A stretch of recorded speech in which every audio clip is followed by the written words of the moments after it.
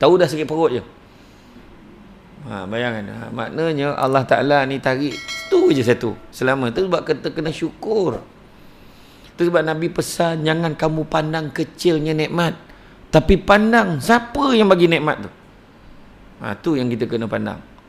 Nampak kecil je kan, hidung tu sumbat sebelah macam mengamuk macam nak tidur. Puas sumbat ni, apa nama tu? Yang dekat hidung tu yang menyudut kan. Sudut sampai melekat je dah tak jadi apa dah. Dah macam hantu apa dah rupanya. Kiri kanan sumbatnya.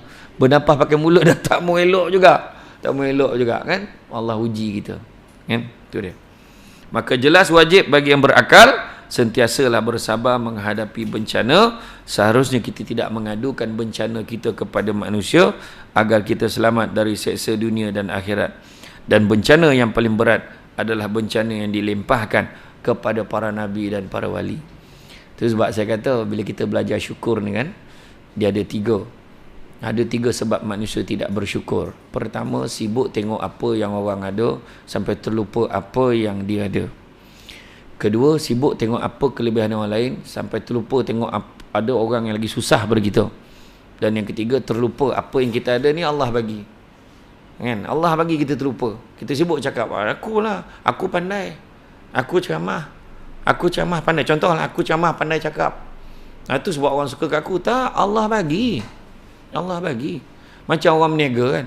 Orang tanya tak dapat, aku ni meniaga malam ni tak ramai sebab orang belum dapat gaji. Tak, bukan. Kadang-kadang kita datang dekat tempat belum gaji, kebetulan habis kita jual. Kenapa? Sebab rezeki Allah bagi.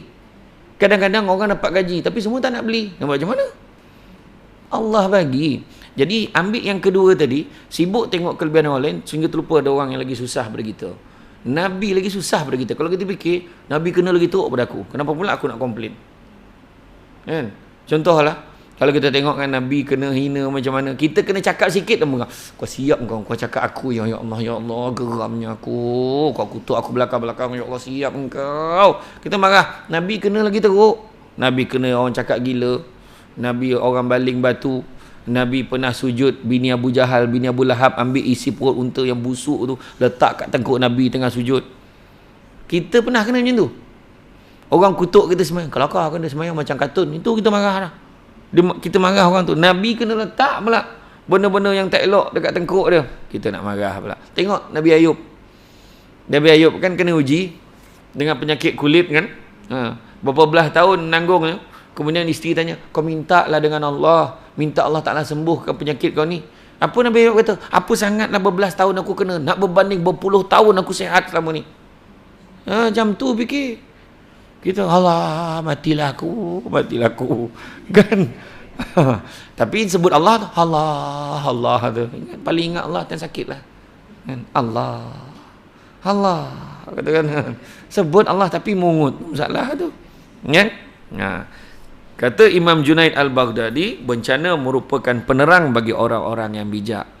Gerakan kebangkitan bagi orang-orang yang mencari redha Allah, kebajikan buat orang mukmin dan kebinasaan buat orang-orang yang lupa akan zatnya. Itu sebab kita tengok kan pejuang-pejuang di Palestin tu.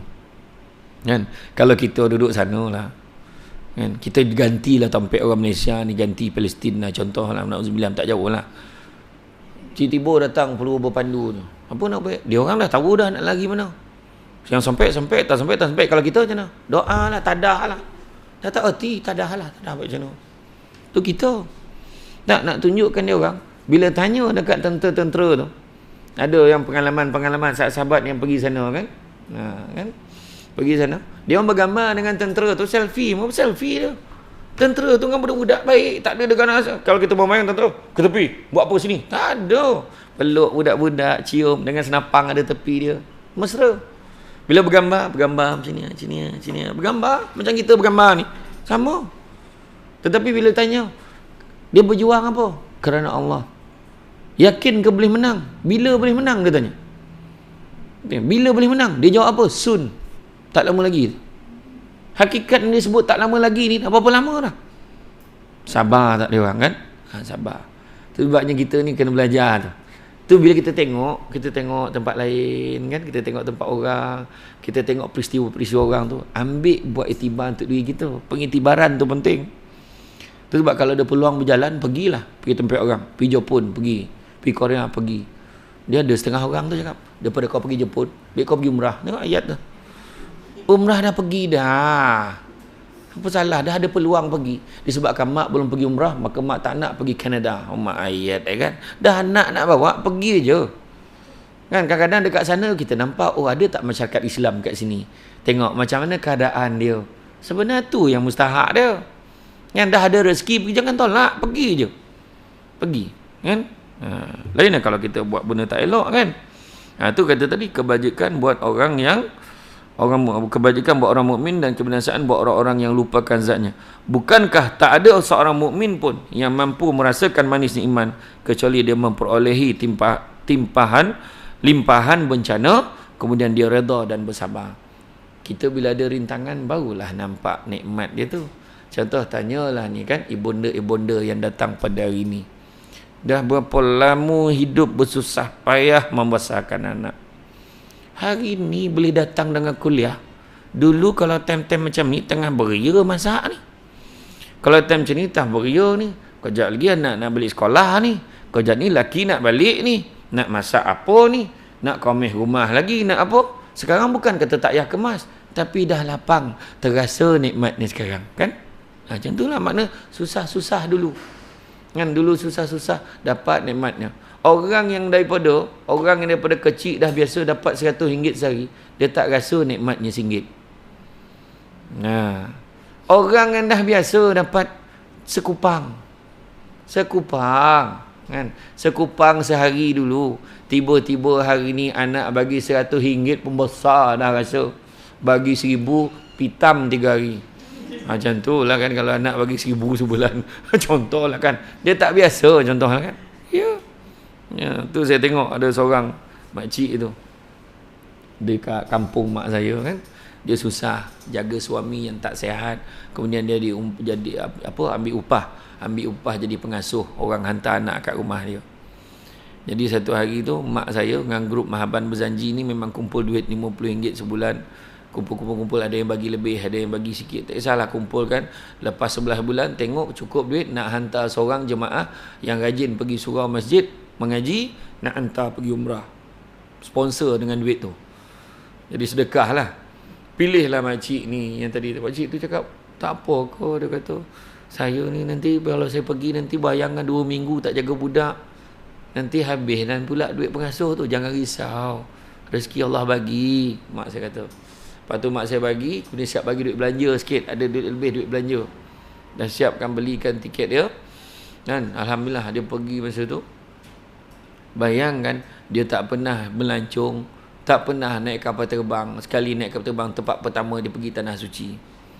Dia pandai semua, mengaji semua, doa mau pandai. Solat jamak kasar tak payah hajar, semua dah pandai dah. Kan? Alhamdulillah. Sampai sana pula ada orang dengar kisah dia. Ada pula jemaah Malaysia di Mekah, Madinah ni lancar pula tabung kutip duit nak sumbang kat dia. Dia bawa balik tak kurang 3 ke 4 ribu bawa balik. Makna lagi banyak pada duit dia jadi pengasuh tu. Betul tak Allah Ta'ala bagi rezeki? Dia nak beritahu tu. Tapi dia dah biasa susah. Jadi dia kata, bila dia duduk kat hotel tu, ya Allah banyaknya makan, macam mana nak makan ni, dia kata. Bayangkanlah. Kan? Bila bayangkan pergi Mekah macam tu, masa tu memang mewah lah. Saya sendiri pergi umrah masa tu. Tu dia pergi umrah, pergi haji ni, dia jangan main mewah sangat. Bila mewah ni kan berat gitu. Bayangkan saya dengan adik saya duduk. Masa tu pergi package. Seorang 2 katil. Apa bukannya dua orang satu katil. Seorang 2 katil. Dia rapat lebar betul. Itu jadi dialog tu. Abang turun dulu bang. Dia turun kemudian. Maknanya ada harapan tak turun tu.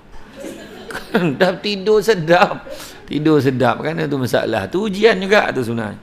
Kemudian sabda Nabi SAW, barang siapa yang sakit semalam serta sabar dan redha kepada Allah SWT, maka dosa-dosanya bersih laksana baru dilahirkan oleh ibunya.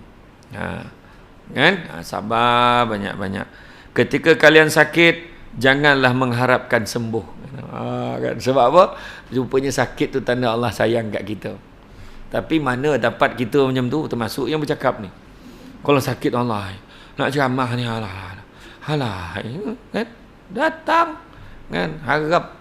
Satu lagi ujian pada penceramah yang paling bergetir bukan demam tau. Demam ni tak apa lagi, suara hilang. Oh itu jangan main-main. Oh ya, ujian ni paling. Minumlah air asam jawa. Apa bangsa asam pun lah tak mau dia tu. Kalau dah Allah Ta'ala bagi tak hilang suara tu, hilang lah. Kan? Lepas tu gatal-gatal Allah Ta'ala bagi. Oh jangan nak ceramah pun berjoget ceramah. Sebab gatal miang kan. Tak apa pun tak tidur diam. Kan?